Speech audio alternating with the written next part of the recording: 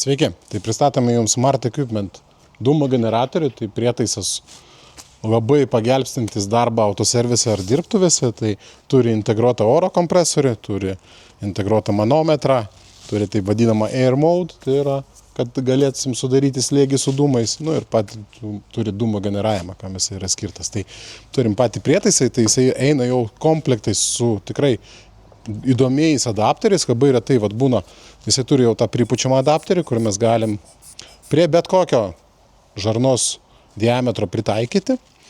Tai turime tą pripučiamą, turime taip pat konusinį standartinį, tai kad galėtume įsistatyti, turime akles, kad galim būtų užsandarinti ir sudaryti slėgį. Aišku, prijungimo laidus, dūmų generavimo žarną, dar papildomą prailginimo žarną, ar tarkim prie kokio jutiklio galim prisijungti.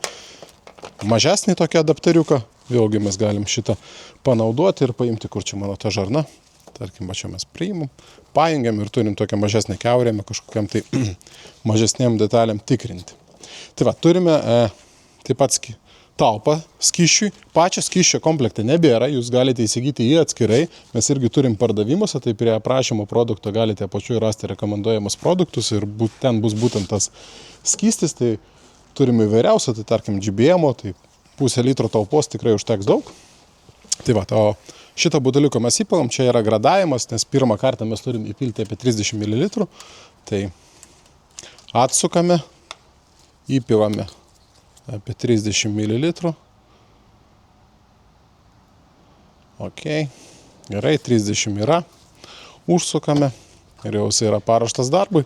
Tai va, tai parodysim, kaip tas prietaisas veikia, kad matytumėt. Tai gerai, paimam dabar šitą visą prietaisiuką. Tai jis yra mobilus, tai nereikia jokių ten papildomų prailgintuvų laidų ar kažko. Tai užkabinam patogiai vietoje už kapoto. Jis va gali savo taip kaboti.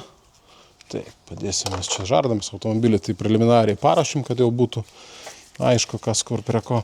Tai prijungiam minusinį laidą, prijungiam pliusą ir jau jisai pas mus parodys, kad dirba, čia galim užfiksuoti, kad nesukiotųsi.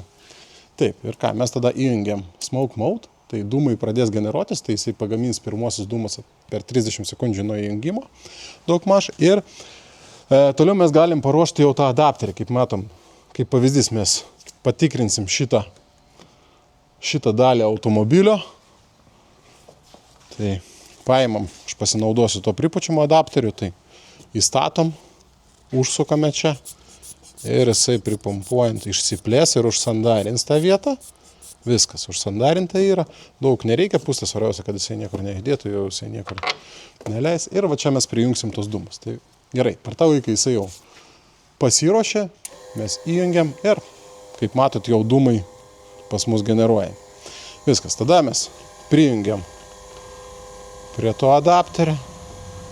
Viskas, ir dabar yra, taip vadinti, uždūminama sistema ir matysim, pro kur skverbsis dūmai ir reiškia, toj vietoje yra nesandarumas. Tai paimituosim čia, kad daug nelaukti, nes sistema pakankamai didelė, plus čia mes prijungiam prie turbinos, tai ten pusė į duslintuvą gali nukeliauti, bet parodymui, tai tarkim būtų čia pas mus nesandarumas. Aš šiek tiek numovau tą žarną. Matom, kad iš karto yra nesandarumas. Koks dūmų kiekis, tai irgi pakankamai solidus generuojamas. Tai aš dabar nuimsiu tą žarną visiškai, pamatysit, kiek daug tų dūmų būna. Prašau. Ir va taip yra visa sistema pastoviai dūminama. Tai va, ir mes tada stebime, kurioje vietoje pas mus yra nesandarumas. Tai labai gerai patikrinti, tarkim, įleidimo kolektorius, ar gerai jie yra prisukti, ar nėra kažkokio tai oro prasiskverbimo.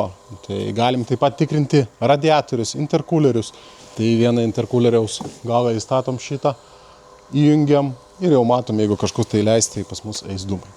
Prietaisas tikrai įdomus ir vertas turėti kiekvienam autoservise ar garaže.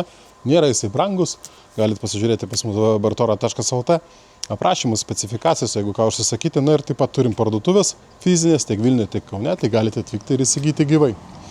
Tai ką, iki susitikimo ir laukiam jūsų.